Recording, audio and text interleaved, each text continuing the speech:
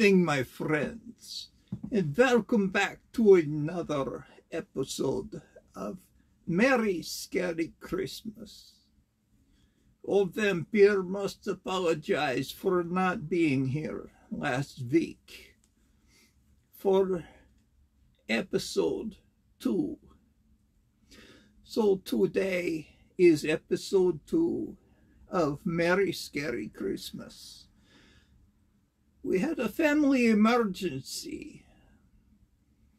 Old Vampire's mother got caught in the rain, so she was feeling a little under the weather, if you know what I mean. I was called on a stakeout. And for a vampire, that is a bad thing. Being the only medical practitioner in the family, I was called to pull the stake out. Yes. But in truth, there was a family emergency that Vampire had to tend to. But everything is better now. So I appreciate your patience on this matter. So we are going to be reading again from Victorian Christmas stories. For those of you who do not know, during the Victorian era, part of their Christmas entertainment, they would sit around the fireplace singing songs and telling scary stories. Because during the Victorian era, spiritualism started becoming popular amongst the people. They became fascinated with death. Embalming was a common practice then, thanks to the invention during the Civil War. And also, seances were being held. So people were very interested in death and the afterlife.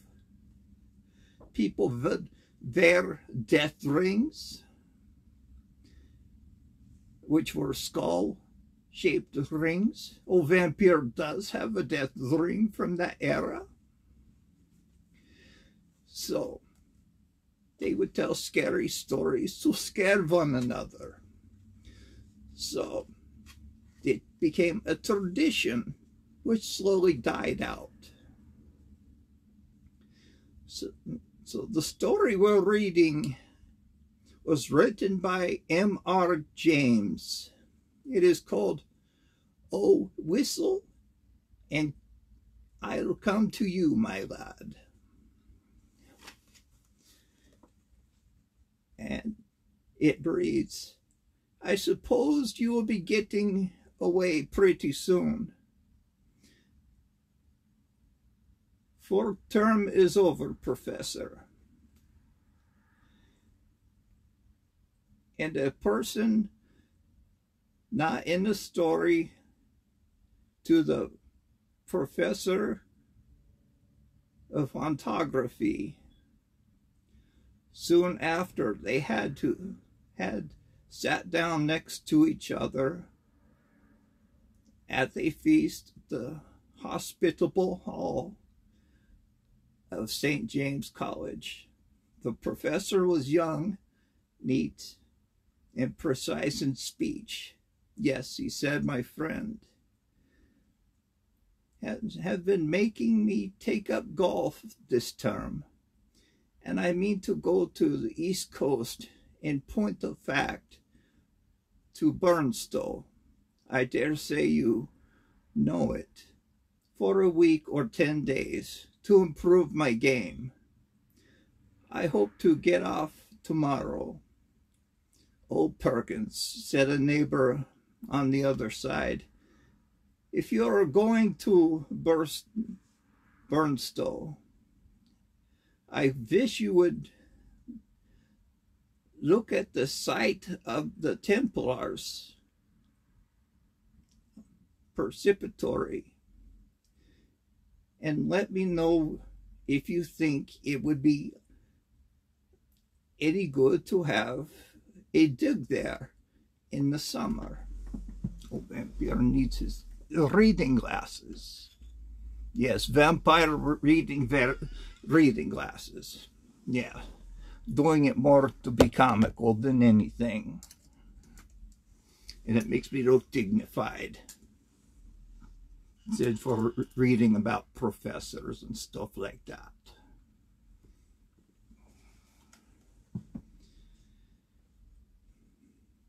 It was as though you suppose a person of antiquarian pursuits who said this, but since merely appears to be a prologue, there is no need to give his entitlements. Certainly, said Perkins, the professor. If you would describe to me the whereabouts the site is, I will do my best to give you an idea of the lie of the land, where when I get back, I could write it. I could write to you about it if you would tell me where you're likely to be. Don't trouble to do that, thanks. It's only that I'm thinking of taking my family in that direction.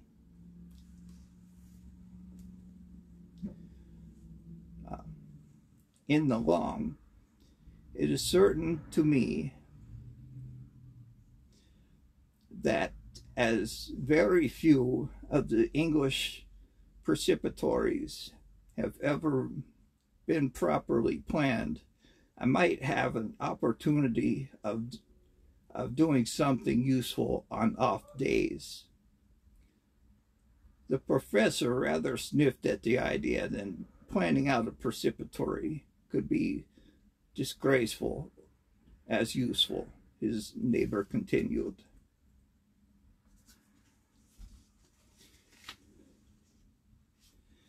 The site, I doubt, is there.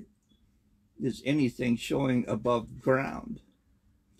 Must be down quite close to the beach now. The sea has encroached tremendously, as you know, all along the bit of the coast. I should think from the map that it must be about 3/4 of a mile from the Globe Inn at the end of the town, where you are going to stay. We're at the Globe Inn. We are at the Globe Inn, as a matter of fact, said Perkins.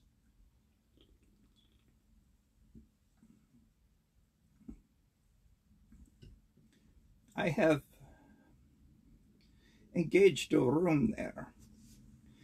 I could get in anywhere else. Most of the lodging houses are shut up in winter, it seems, and as it is, they tell me that the only room of any size I can have is really a double-bedded one, and they haven't a corner in which I can store another bed, and so on.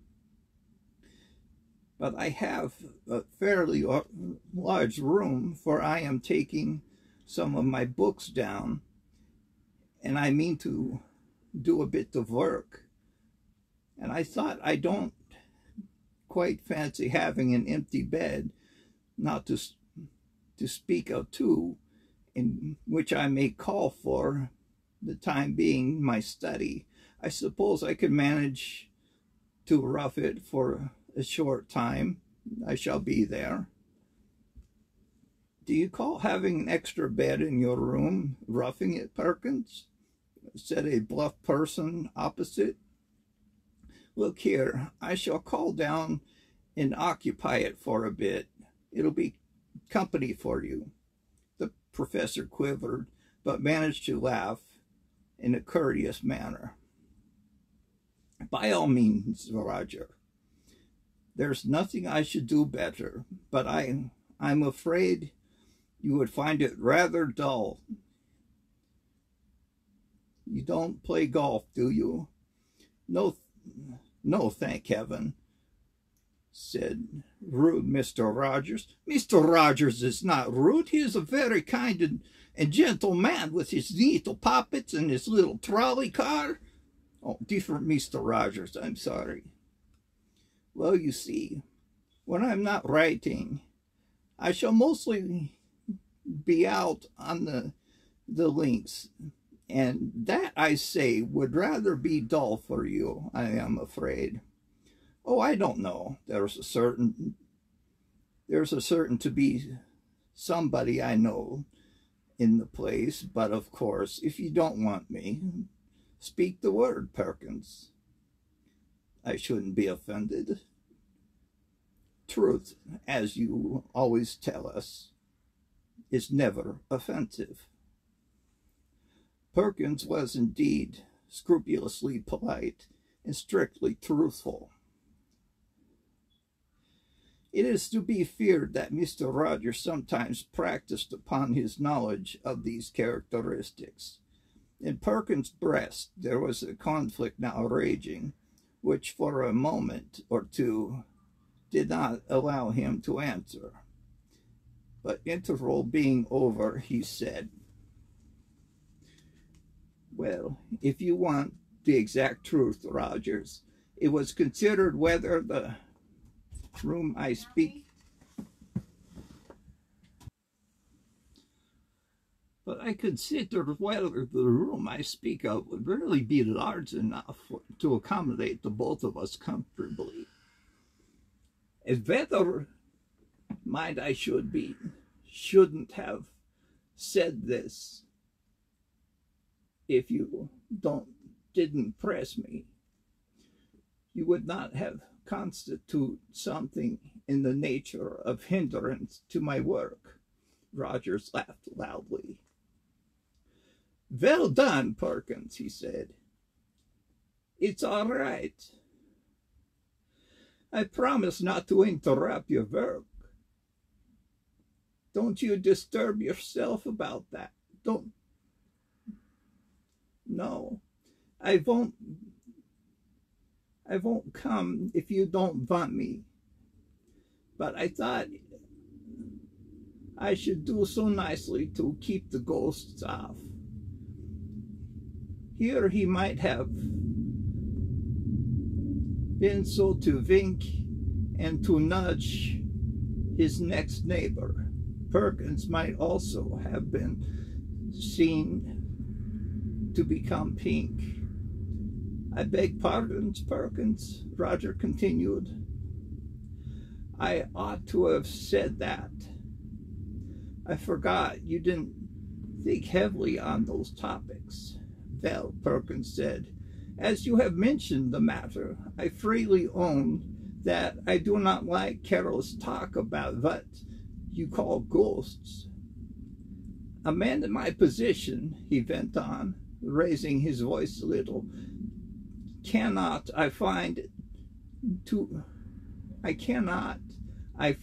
be too careful about appearing to sanction the current beliefs on such subjects. As you know, Rogers, or as you ought to know, or think, I have never concealed my views. No, you certainly have not, old man. But Rogers,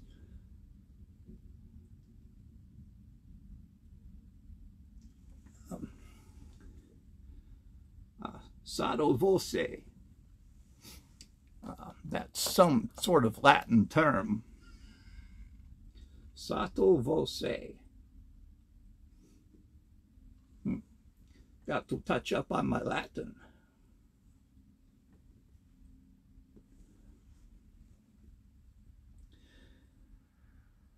That semblance and appreciation of conception to the view that the things might exist in equivalent to the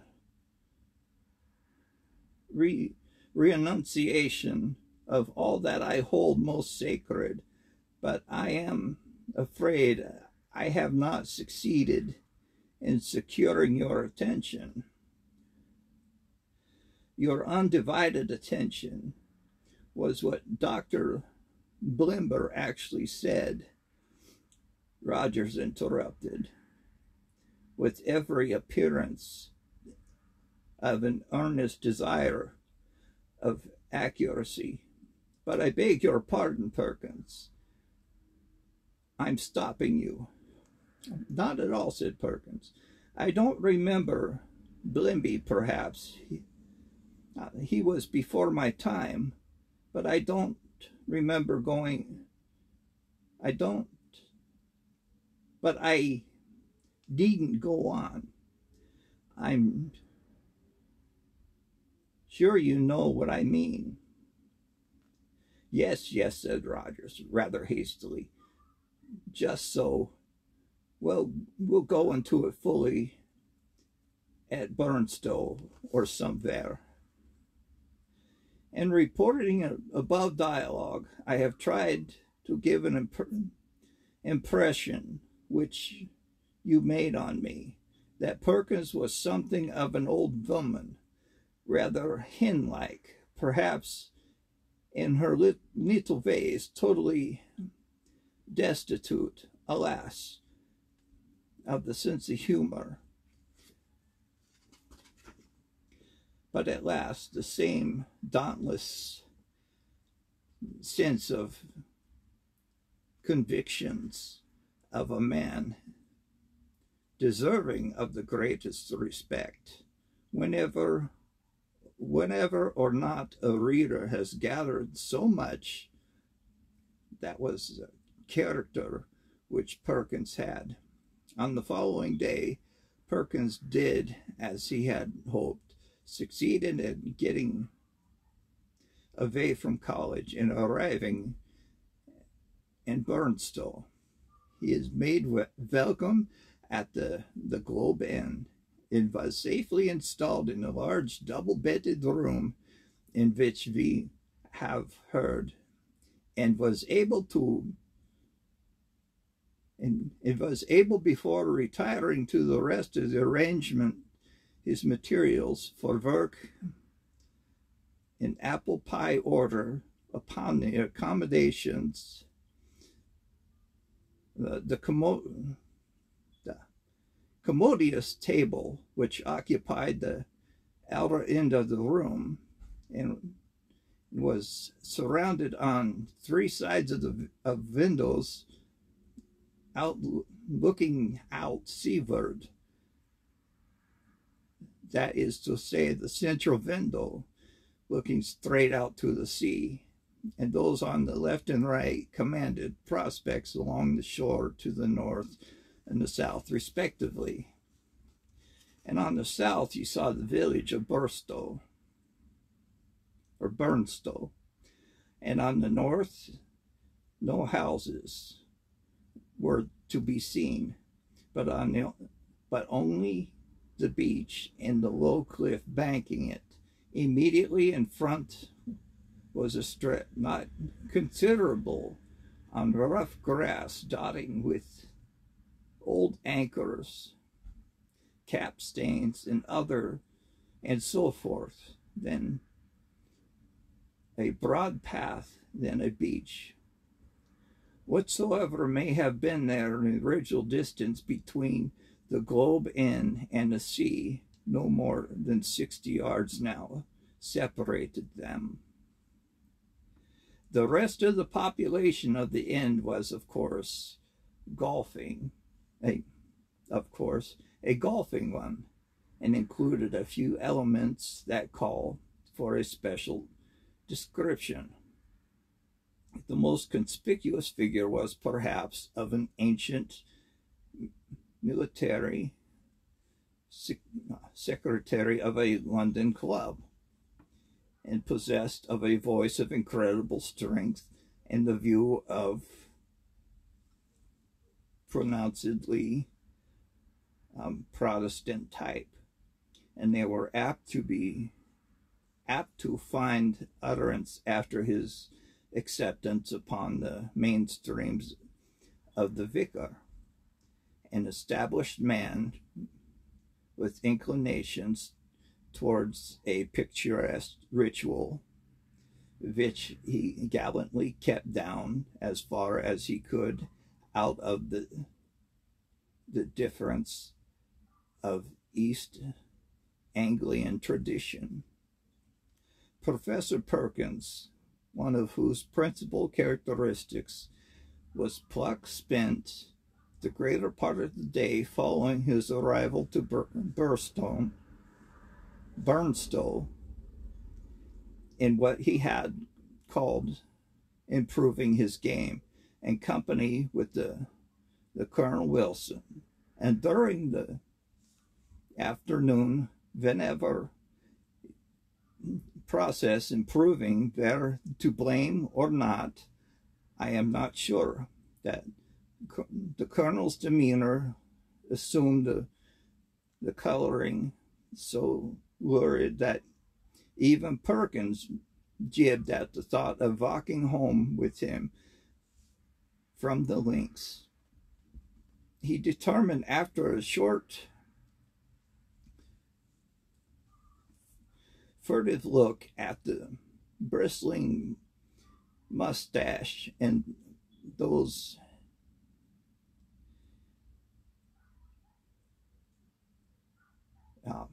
incarnating,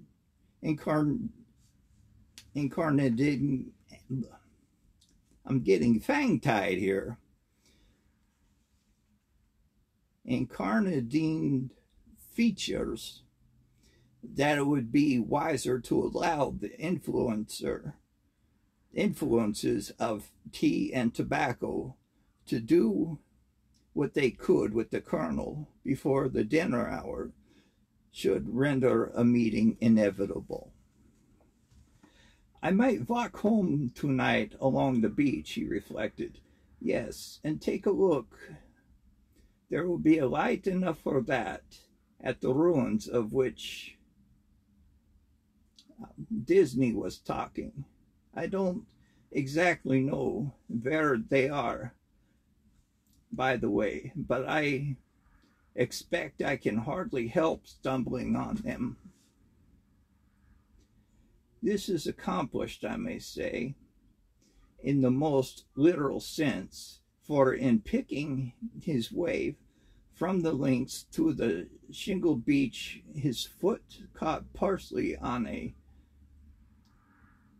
grouse root, and partially digging, and partly in a biggish stone, and over he went. When he got up and surveyed the surroundings, he found himself in a patch somewhat broken ground, covered with small depression and mounds. And these latter, when he came to examine them, proved to be simply masses of flints embedded in mortar and grown over with turf. He must be quite rightly concluded he was on the site of a presbytery he had promised to look at. It seemed not likely to be rewarded. Unlikely to reward the spade of the explorer. Enough of the foundations was probably left at no great depths of the throw of a great deal of light of the general plain. He remembered vaguely that the Templars to whom this site had belonged were in the habit of building round churches, and though the particular series of mounds near him did not appear to be arranged in something of a circular form, for people can resist the temptation to try a little amateur research in a department quite outside of their own, if only for the satisfaction of knowing how successful they would have been had they had only taken it up seriously. Our professor, however, if he had felt something of his own mean desire, was only truly anxious to oblige Mr. Disney. Who isn't anxious to oblige Mr. Disney? Everybody wants to go visit Mr. Disney in his magic land. So he placed with care the circular area he had noticed and wrote down its rough dimensions in his pocketbook. And he proceeded to examine an oblong eminence which lay east of the center of the circle, and estimated his thinking likely to be the base of the platform or altar. At the end of it, of the northern, a patch of turf was gone, removed by some boy or other creature fair of nature. It might, he thought, as well been to probe the soil here for evidence of masonry.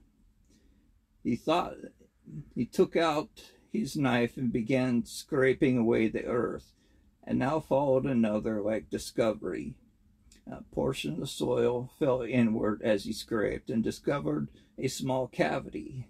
He lighted one match after another and helped him see what nature the hole was, but the wind was too strong for them all. By tapping and scratching the sides with his knife, however, he was able to make out what was an artificial hole in masonry, and it was rectangular in the sides, the top and bottom, if not actually plastered, were smooth and rectangular. Of course, it was empty. No! As he withdrew the knife, he heard a metallic clank. When he introduced his hand, it met with a cylindrical object laying on the floor of the hole. Naturally enough, he picked it up. When he brought it into the light, now fast fading, he could see that it too was of man's making, a metal tube about 4 inches long and evidently some considerable age. By the time Perkins had made sure that there was nothing else in this odd receptacle, it was too late and too dark for him to think. The undertaking search. What he had done had proved so unexpectedly interesting that he determined to sacrifice a little more of the daylight on the morrow to archaeology. The object which he now had safe in his pocket was bound to be of some slight value, at least he felt for sure. Bleak and solemn was the view on which he took a last look before he started homeward. A faint yellow light in the west showed the link on which a few figures moved towards the clubhouse were still visible, and the squat Martello Tower in the light of Aldsey village and the pale ribbon of sands intersected at the intervals of the black wooden groins and the dim murmuring sea. The wind was bitter from the north, but it was the back when he set out from the globe. He quickly rattled clashing through the shingle and gained the sand upon which, but from the groins which had to to be got over every few yards. The going was both good and quiet. One last look beyond the measurements and the distance he had made since leaving the ruined Templars church showed him the prospect of company on his Vok in the shape of a rather indistinct personage who seemed to be making a great effort to catch up with him, but made little, if any, progress. I mean, there was an appearance of running, but his movements, at that distance between him and Perkins, did not seem materially to lessen. So at least Perkins thought, and decided that he almost certainly did not know him, and that it would be absurd to wait until he came up. For all that company he began to think about would really be very welcome on that lonely shore. If only you could come and choose your companion. And his unlightened days he had read of meetings in such places which even now would hardly bear thinking of.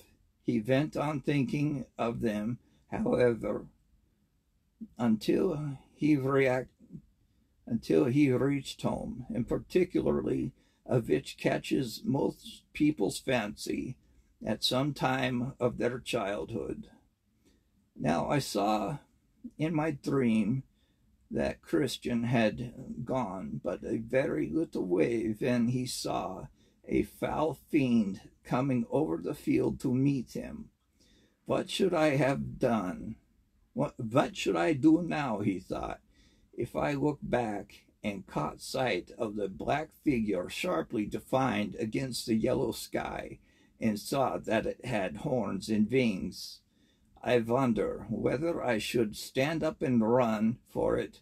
Luckily, the gentleman behind is now of that kind, and he seems to be about as far off now as I would have seen him as when I saw him first. Well, at this rate, he won't get his dinner as soon as I shall. And dear me, it's within a quarter of an hour, and of the time now I must run. Perkins had, in fact, very little time for dressing when he met the colonel at dinner. Peace, or as much of that gentleman could manage, regained once more a military bosom, as once she put on flight in the hours of bridge following dinner, for Perkins was more respectable player than.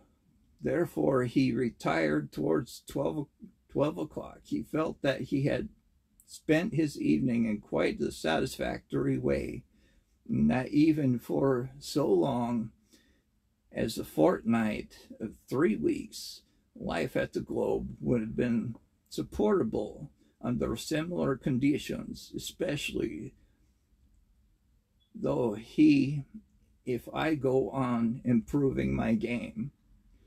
As he went along the passages, he met the boots of the Globe, who started and said, "Beg your pardon, sir, but as I was brushing your coat just now, there was something that fell out of the pocket, and I put it in your chest of drawers, sir. And in your room, sir, a piece of pipe or something of that, sir. Thank you, sir. You'll find it in your chest of drawers, sir. Yes, sir. Good night, sir." The speech served to remind Perkins of his little discovery that afternoon. It was with some considerable curiosity that he turned it over by the light of his candles, and it was bronze.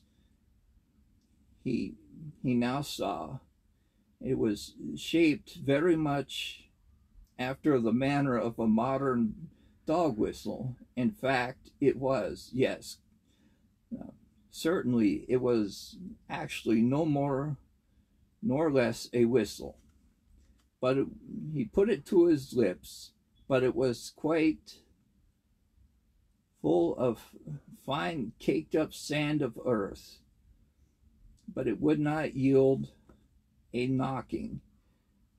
But he loosened it with his knife, tidy as ever in his habits. Perkins cleared out all the earth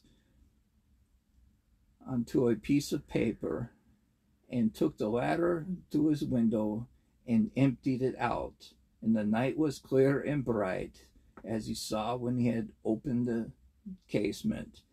And he stepped out for an instant to look over the sea, and now belated wanderer, stationed on the shore in front of the inn. And then he shut the window, and a little surprise in the late hours people kept at the burn stove. And he took out the whistle to the light again. Why, surely there were marks on it. Not merely marks, but letters. A very little rubbing rendered the deeply cut inscription quite legible, but the professor had to confess that some earnest thought and the meaning of the was as obscure to him as the writing on the wall of the Balthazar. There were legends on the front and the back of the whistle. The one read, Fla, Fur, Bis, Flay, and the other,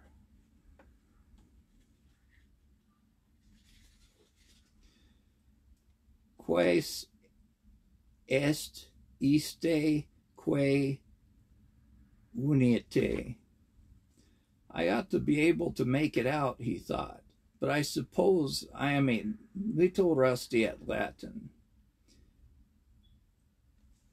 When I come to think of it, I don't believe I even know the word for a whistle. As long as one does seem simple enough. It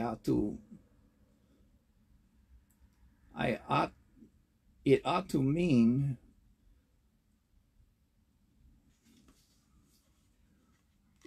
mean who is this who is coming? Well, the best way to find out eventually is to whistle for him.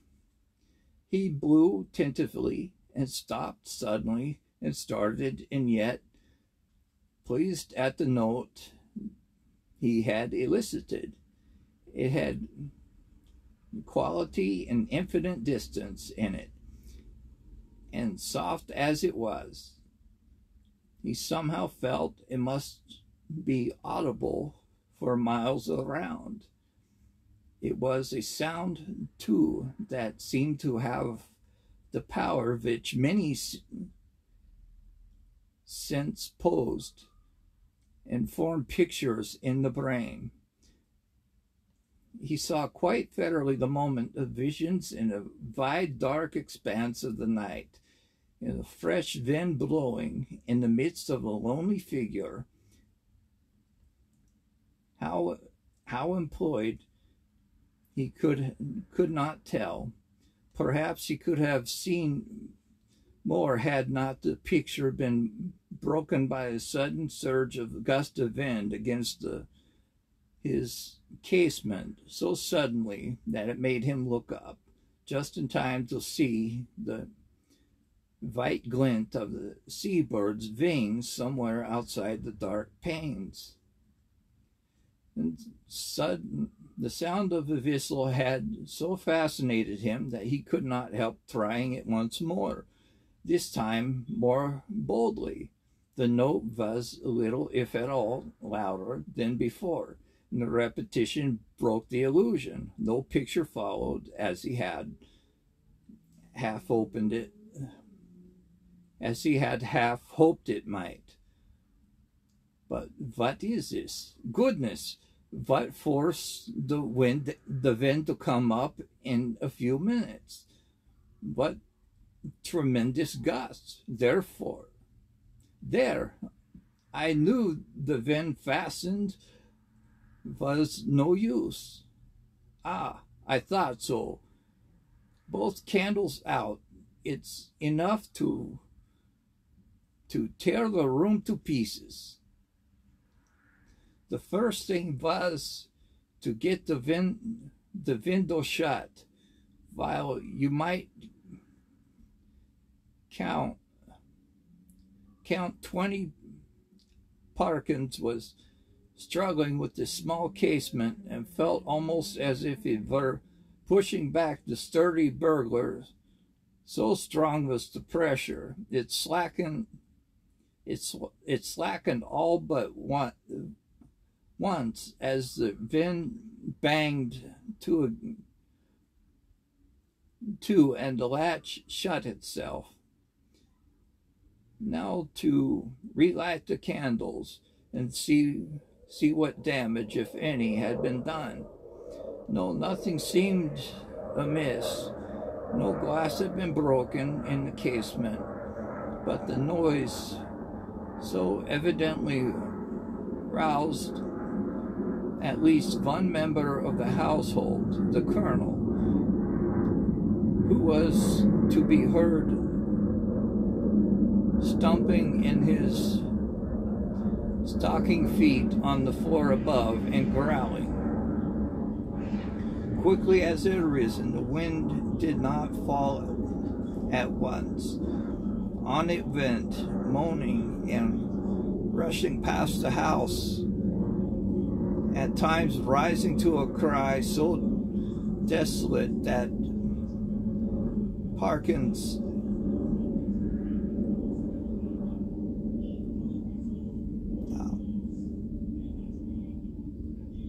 disinterestedly said it might have made fanciful of some people feel quite uncomfortable, but unimaginative, he thought, after a quarter of an hour, might be happier without it. Whatever it was in the wind, or the excitement of golf, or researchers in the preparatory that kept Perkins awake, or not for sure, awake he remained in the case long enough to fancy. Am I afraid? I often do myself under such conditions, that he was the victim of all manner of fatal disorders in which he lay counting the beats in his heart, convinced that it is going to stop working at any moment. He would entertain grave suspicions of his lungs, brain, and liver, etc. Suspicious that it was sure that he would be dispelled by the return of daylight, but which until then refused to be put aside. He found little vicarious comfort in the idea that someone else was in the same boat, a near neighbor in the darkness. It was not easy to tell his direction. It was tossing and rustling in bed too.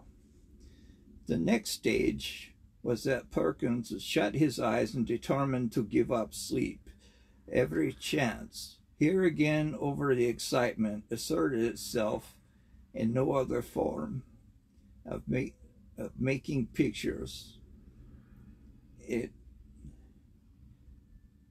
Ep2 credete pictures do come to the closed eyes, or one trying to sleep, are often so little to his taste that he must open his eyes and dispute them. Perkins' experience on the occasion was very distressing one. He found that the pictures which presented itself to him was continuous. When he opened his eyes, of course, it seemed, but when he shut them once more, it framed itself afresh and attached itself out, acted itself out again, neither quicker nor slower than before. What he saw was this: a long stretch offshore, single-edged by the sand, intersected a short intervals of black groins running down to the water, a scene, in fact, so like the afternoon walks that, in the absence of a landmark, could not be distinguished therefrom. The light was obscure, conveying an impression or gathering storm. Late winter evening, slight cold rain. On this bleak stage, at first no anchor was visible. Then in the distance a bobbing black object appeared. A moment more, and it was a man running, jumping, clamoring for some of the groins, and every few seconds looking eagerly back. And nearer he came to the more obvious that it was that he was not only anxious but even terribly frightened. Though his face was not to be distinguished, he was, moreover, almost in the end of his strength. On he came. Each successive obstacle seemed to cause him more difficulty than the last.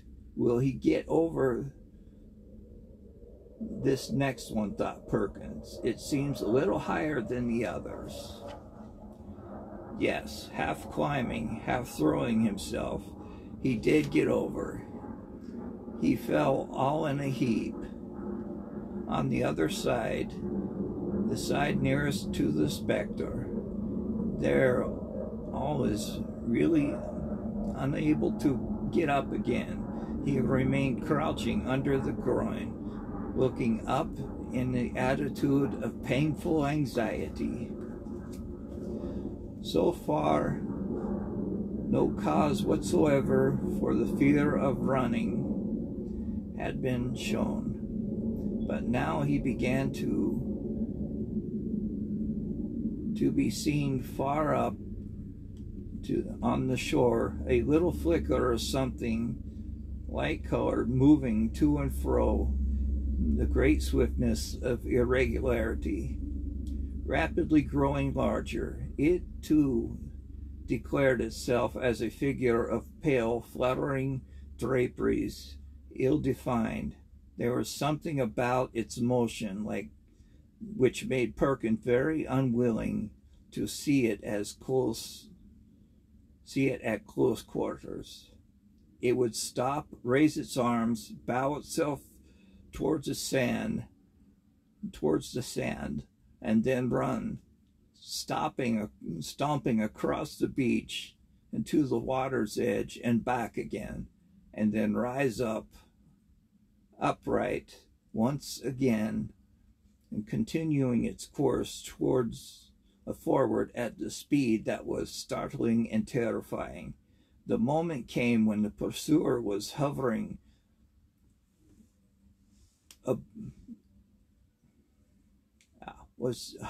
about from left to right, only a few yards beyond the groin where the runner lay in hiding.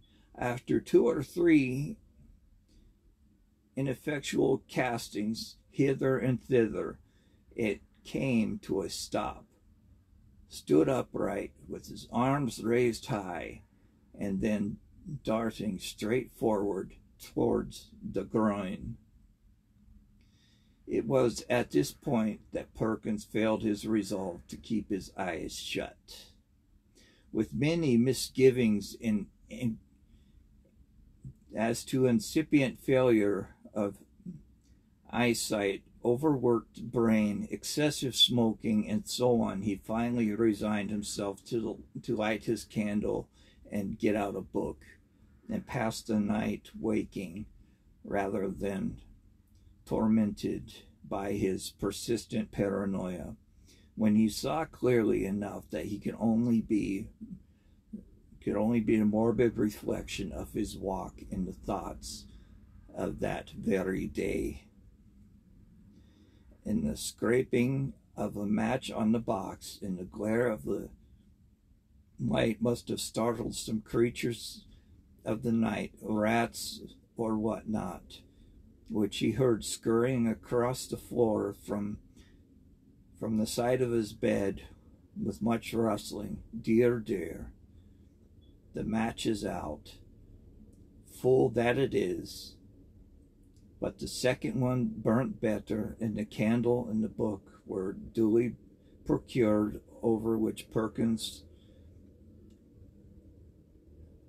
pored until sleep was wholesome kind upon him, and then in no long space, for about the first time in his orderly and prudent life, he forgot to blow out the candle, and when he was called the next morning at 8, there was still a flicker in the socket, and the sad mess of guttered grease on the top of the little table. After breakfast, he was in his room, putting on the finishing touches of the golfing costume. Fortune had again allotted the colonel to him for a partner, for which the maids had come in. "Oh, if you please," she said, "would you like extra blankets on your bed, sir?"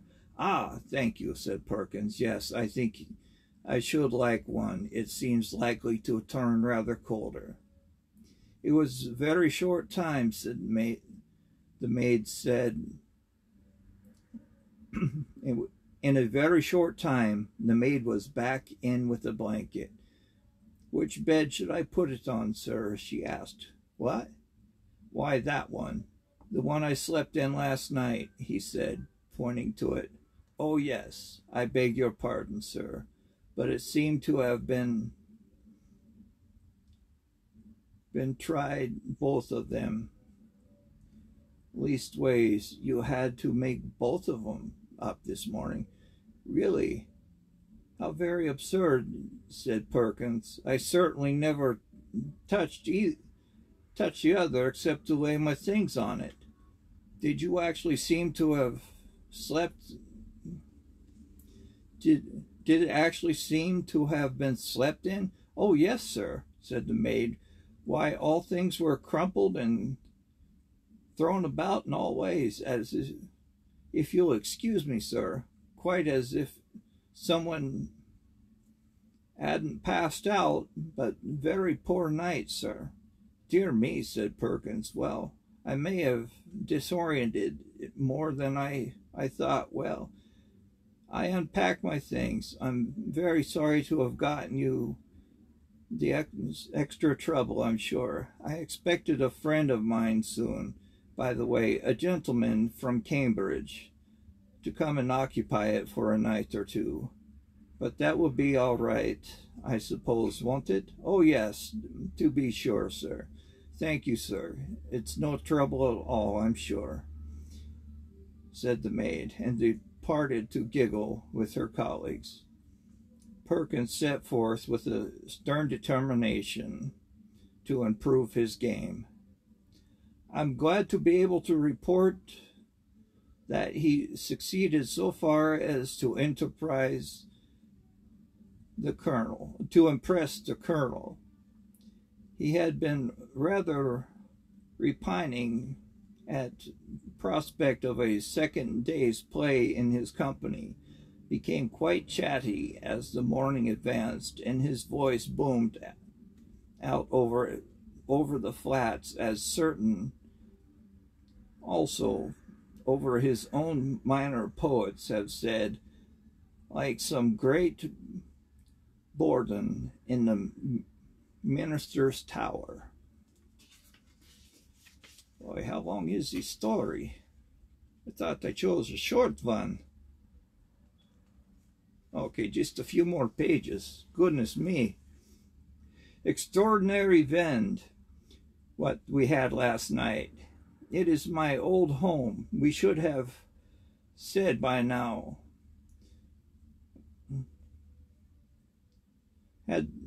Should have said somebody had been whistling for it. Should you indeed, said Perkins. There is a superstition of that kind still current in our part of the country. I don't know about superstition, said the colonel. They believe in all over Denmark and Norway, all the way to Yorkshire coast.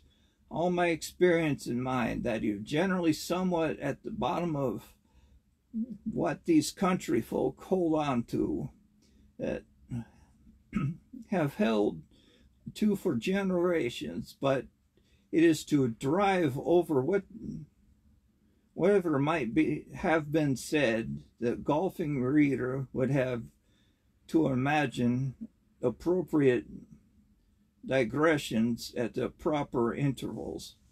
When conversation was resumed, Perkins said, with a slightly hesitancy,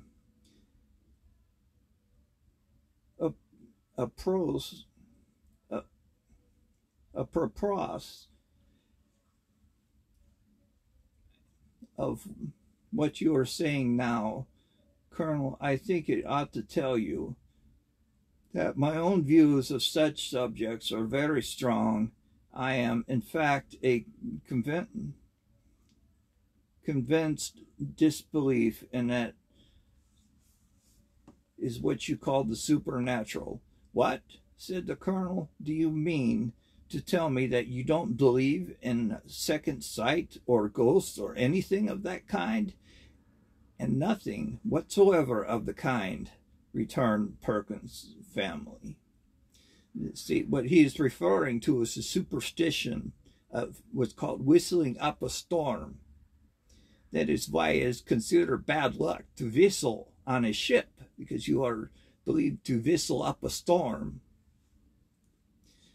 Well, said Colonel, but it appears to me at that rate, sir, that you must be better than asceticy.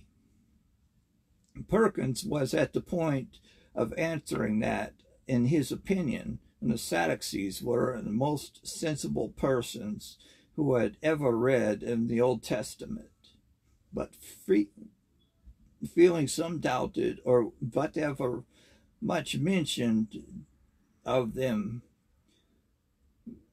was to be found that work he performed to laugh the accusation off. Perhaps I am, he said. Here, give me my check, boy. Excuse me one moment, Colonel. A short interval. Now, as to whistling for the Vend, let me give you my theory about it. The laws which govern Vends are really not at all perfectly known. To fisher folk of such, of course, to know not at all. A man or woman of eccentric habits, perhaps, or a stranger, or seen repeatedly on a beach of some unusual hour, and is heard whistling. Soon afterwards, a violent vend arises, and a man who could read the sky perfectly, who has possessed a barometer, could have foretold it would happen. and its simple people of a fishing village would have no barometers and only a few rough rules of prophesying weather.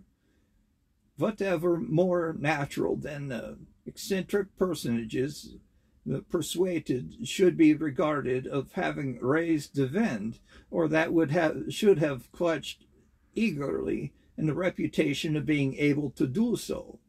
Now take last night's wind as it perhaps I myself was whistling. I blew a whistle twice, and the wind seemed to come absolutely in answer to my call, if anybody had seen me. An audience had been a little restive under the harangue, and Perkins had, I heard, falling somewhere into the tone of the lecturer. But at the last sentence, the colonel stopped. "Whistling for you," he said. "And what sort of whistle did you use?" "Play this stroke first." Interval. "About the whistle you were asking, Colonel.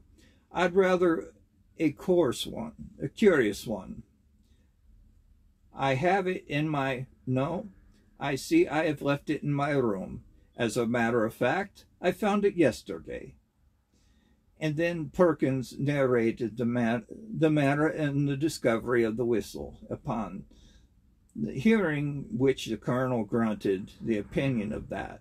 And in Perkins' place, he should be careful about using a thing which belonged to a set of papists, to whom, speaking generally, it might be affirmed that they never knew what they might not have been up to. From this topic he diverged from the enormities of the vicar, of whom given notice of the previous Sunday, that Friday would be the feast of St. Thomas the Apostle, and there would be a service at 11 o'clock in the church, and on the other similar proceedings constituted, in the colonel's view, a strong presumption that the vicar was a concealed papist, and if not a Jesuit, and Perkins,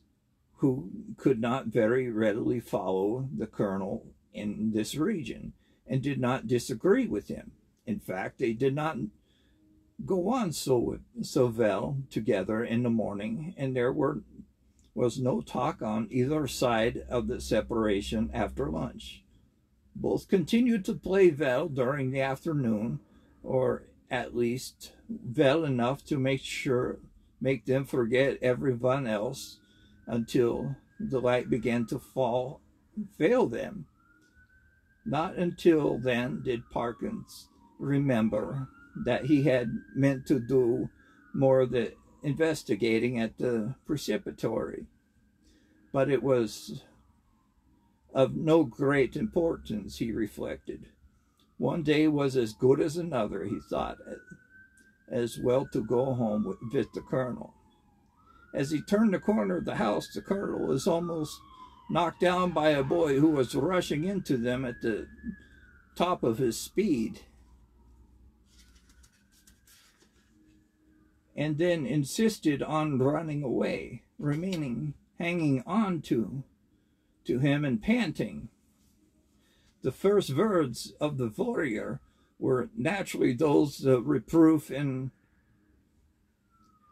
abjuration, but very quickly discerning that the boy was almost speechless with fright, inquiries were useless at first. Then the boy got his breath, he began to howl, and still clung on to the colonel's legs. He was at least detached, but continued to howl. "What in the world is the matter with you? What have you been up to? What have you seen?" said the two men. "Oh, I've seen it. I've seen it wife at me with the vendor, wailed the boy, and I don't like it. What vendor? Said the irritated colonel. Come, pull yourself together, boy. The front vendor. It was Odell. It was at the Odell, said the boy.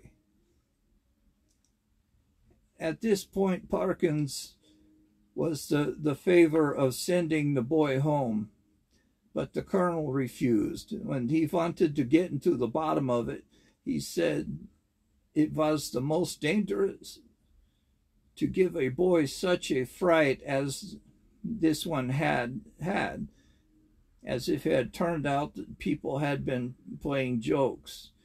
This should suffer, for it had been some way.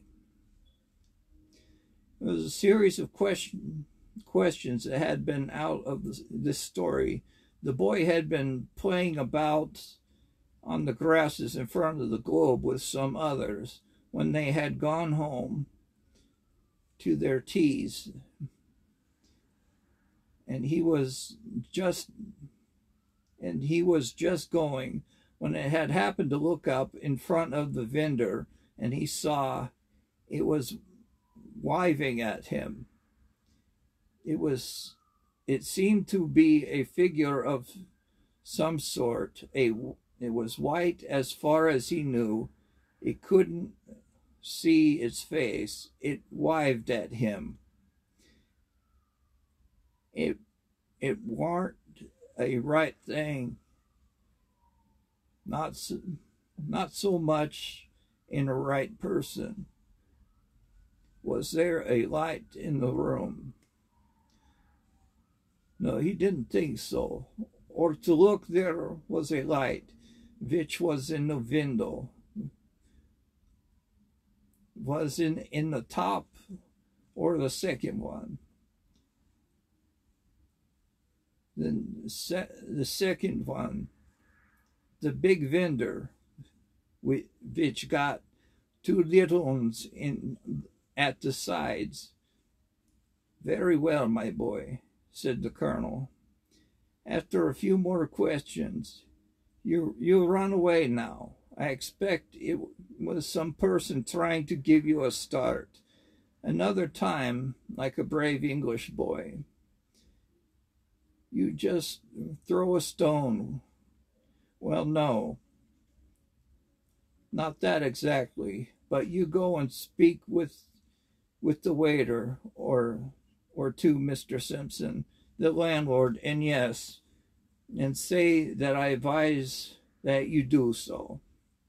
The boy's face expressed some doubt, and he felt that as to the likelihood that Mr. Simpson was lending a favorable ear to the complaint, but the colonel did not appear to perceive this, and he went on. And here's a sixpence. No, see, it's a shilling, and you be off to home now, and don't think any more about it. And the youth hurried off with agitated thanks, and the colonel and Perkins went round to the front of the globe and reconnoitered. And there was only one window answering the description which they had been hearing. Well, that's curious, said Perkins. It evidently was the window the lad was talking about. Will you come up for a moment, Colonel Wilson? We ought to be able to see if anyone had been taking liberties in my room. They were soon in the passage, and Perkins made as if to open the door. Then he stopped and felt his pockets. This is more serious than I thought, and was his next remark.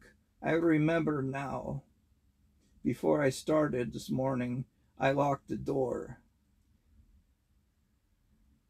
It was locked now, and that it's locked now, and what is more, here is the key, and I held it up. Now he went on, if the servants are in the habit of going into one's room during the day, here is when one is away. I can only see that I don't approve of it at all. Conscious of a somewhat weak climax, he busied himself in opening the door, which was indeed locked, and lighting candles. No, he said, nothing seems disturbed except your bed. Put on the colonel. Excuse me? That isn't my bed, said Perkins. I don't use that one. But it does look as if somebody has been playing tricks with it. It certainly did. The clothes are bundled up and twisted together in the most torturous confusion, Perkins said. That must be it, he said at last. I disordered the clothes last night in unpacking, and they haven't made it since. Perhaps they came in to make it, and the boy saw them through the window, and they were called away and locked the door after them. Yes, I think that must have been it. Well, ring and ask, said the colonel, and this appealed to Perkins as practical.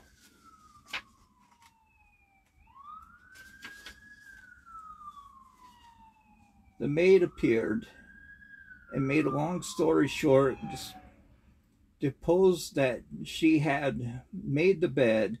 In the morning, the gentleman was in the room and hadn't been there since. No, she had no other key. Mr. Simpson had kept the keys. He hadn't been able to tell the gentleman if anybody had been up. This was a puzzle. The investigation showed that nothing was of value had been taken, and Perkins remembered the disposition of the small objects on tables and so forth were enough to be pretty sure that the pranks had been played with them, that no pranks had been played with them. Mr. and Mrs. Simpson furthermore agreed that neither of them had given the duplicate key to the room to anybody whatsoever during the day, nor could Perkins, fair-minded man as he was, detect anything in the demeanor of master, mistress, or maid had indicated guilt. He was much more inclined to think that the boy had been imposed upon by the colonel. Later was unwontedly silent and pensive at dinner and throughout the evening. When he bade good night to Perkins, he murmured in a gruff undertone, "You know where I am if you want me during the night." "Why, yes, thank you, Colonel Wilson. I think I do, but there isn't much prospect of me disturbing you, I hope. By the way," he added, "did I show you the old vessel I spoke of?" "I think not." "Well, here it is." The colonel turned it over gingerly in the light of the candle. "Can you make anything out in the inscription?" asked Perkins as he took it back. "No, not in the light." What do you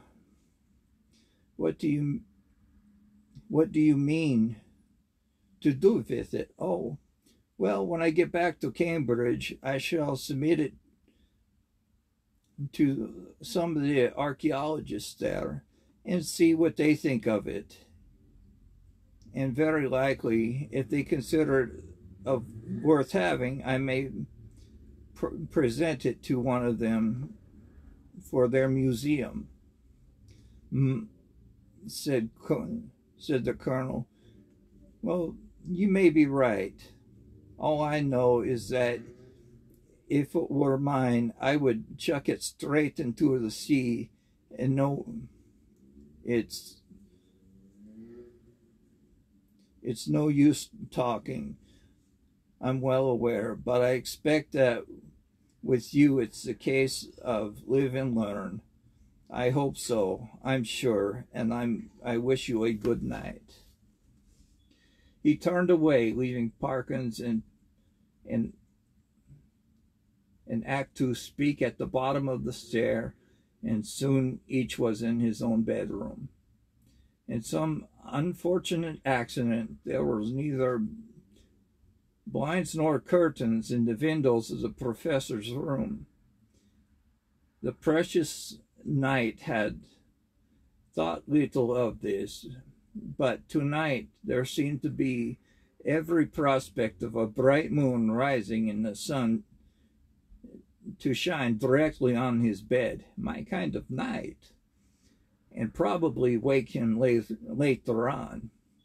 When he noticed this, he was a good deal annoyed. That party pooper. But he was ingenuinely, which I could only envy, had succeeded in rigging up, with only the help of a railway rug and some safety pins, and stuck an umbrella in a screen which, if only held together, could simply keep the moonlight off the bed. And shortly afterwards he was comfortably in that bed. When he had read somewhat solid works long enough to produce a decent wish for sleep, he cast off a drowsy glance round about the room and blew out the candle and fell back upon his pillow. He must have slept soundly for an hour or more. Then a sudden clatter shook him most unwelcome manner, and a moment realized that what had happened. His carefully constructed screen had given way, and a very bright, frosty moon was shining directly in his face. And when this was highly annoying. Good thing he isn't a werewolf. Could he possibly get any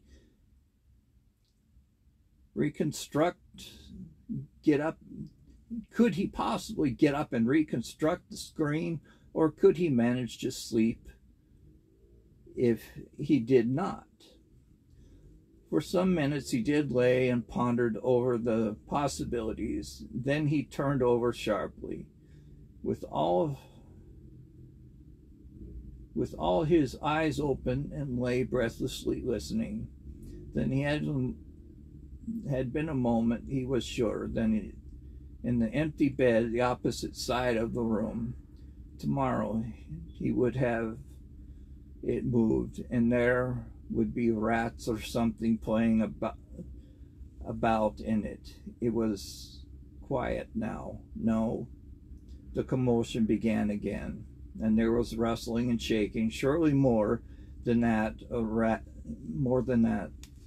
could make. I can figure out to myself something of the professor's bewilderment and horror, for I have, in a dream 30 years back, seen something happen, but the reader will hardly perhaps imagine how dreadful it was for him to see a figure suddenly sit up in which had known was an empty bed. He was out of his own mind, out of his own bed, in one bound, and made a dash towards the window, where he laid his only weapon, a stick, in which he had propped up on the screen. And there was, as it turned out, the worst thing he could have done, because it was a personage on the empty bed. With a sudden smooth motion, slipped from the bed and took up position with outspread arms between between the two beds in front of the door. Perkins watched as the horrified perplexity. Somehow, the idea of getting past it had escaped, and escaping through the door was intolerable to him. He could not have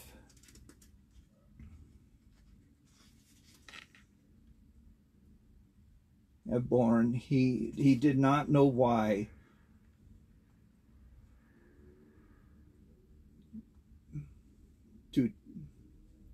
He didn't know why to touch it, or for this touching him. He would have sooner dash himself through the window than have that happen. It stood for a moment in a band of dark shadow, for he had not seen what its face was like, nor it began to move in stooping posture, nor at once the specter realized, with some horror and some relief, that it must have been blind, for it seemed to feel about with its muffled arms, with groping in random fashion, turning halfway about him. It became suddenly conscious of the bed he had just left, and darted towards it, and bent over and felt the pillows of it in its vey, which made Perkins shudder, as if he had never in his life thought possible. It was very few moments it seemed to know that the bed was empty, and then, moving forward in the area of light facing the window, it showed for the first time what manner of thing it was. Perkins, who very much dislikes being questioned about it, did once discover something of it in my hearing, and gathered that he chiefly remembers about it was horrible, and intensely horrible, facing a crumbling linen. What expressed he read upon, he could not or it would not tell. To hear of it went nigh and maddening him is certain. But he was not at leisure to watch it for long.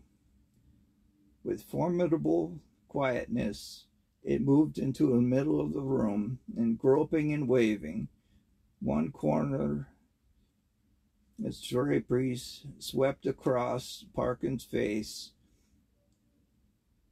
He could not, though he knew how perilous a sound was, he could not keep back a cry of disgust, and gave the searcher an instant clue. He leapt towards him the instant, and the next moment he was halfway through the window and backwards, uttering a cry upon cry in the utmost pitch of his voice, and the linen face was thrust close to his own. In almost the last possible second, the deliverance came. As will have guessed, the colonel burst through the door just in time to see the dreadful group at the window, and he reached the figure only one was left. Perkins sank forward into the room in a faint. Before him on the floor lay a trembling heap of bedclothes. Colonel Wilson asked no questions, but busied himself keeping everyone else out of the room and getting Perkins back to his bed, and himself wrapped in a rug. Occupied the other bed for the rest of the night.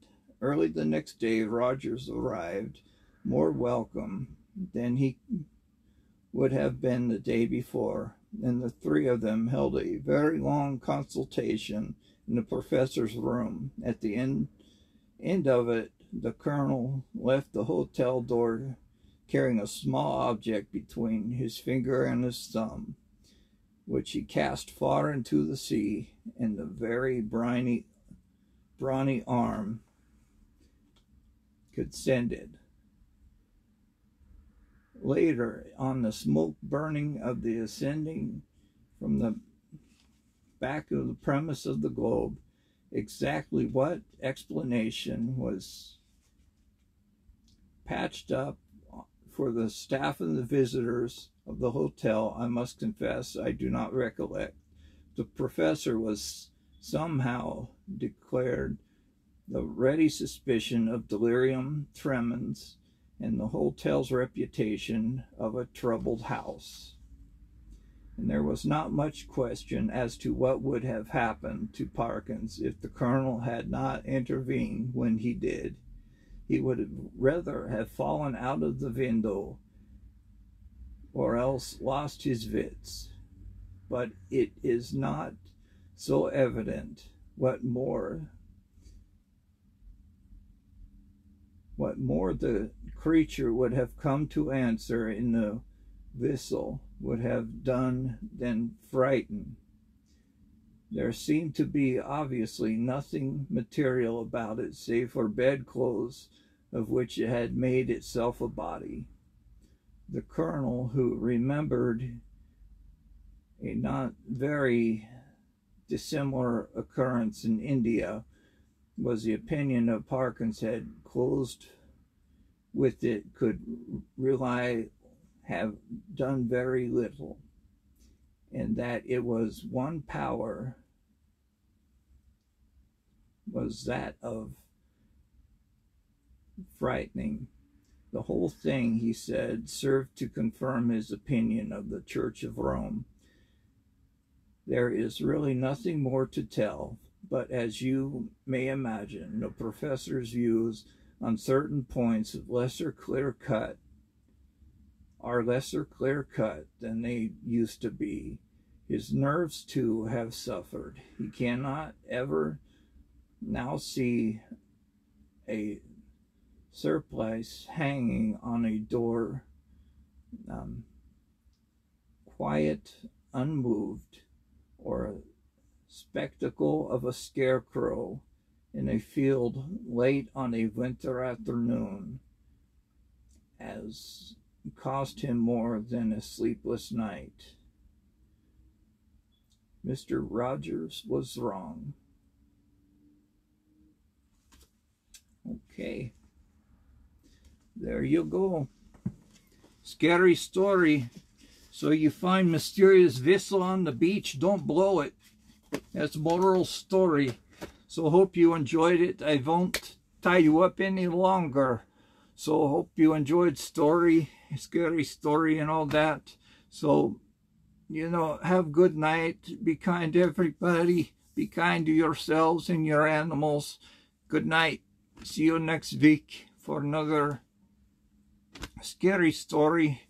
Actually, next week be Christmas, so it'd be reading of night before Christmas. So bye bye.